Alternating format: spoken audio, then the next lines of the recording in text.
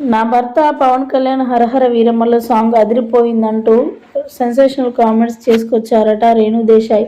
ప్రస్తుతానికి వీటికి సంబంధించిన విషయాలు సోషల్ మీడియాలో వైరల్ అవుతున్నట్లుగా సమాచారం. హరహర వీరమల్ల సాంగ్ ఎప్పుడైతే రిలీజ్ అయిందో మామూలుగా లేదు, యూట్యూబ్ షేక్ అయిపోయిందని చెప్పాలి. ఆ సినిమా నుంచి వచ్చిన పాటను ప్రతి ఒక్క సెలబ్రిటీ కూడా వీక్షిస్తూ ఉన్నారు.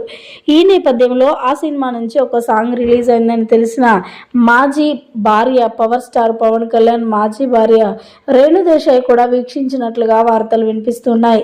వీక్షించడమే కాకుండా సోషల్ మీడియా వేదికగా మాట్లాడిన మాటలు వింటే మాత్రం మనందరం షాక్ అవ్వాల్సిందే.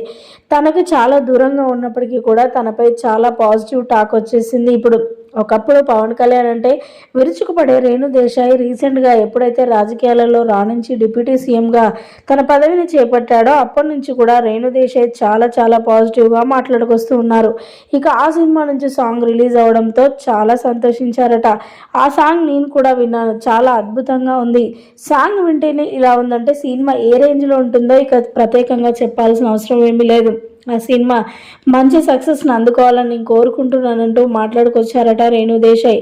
ప్రస్తుతానికి వీటికి సంబంధించిన విషయాలు సోషల్ మీడియాలో వైరల్ అవుతున్నట్లుగా సమాచారం.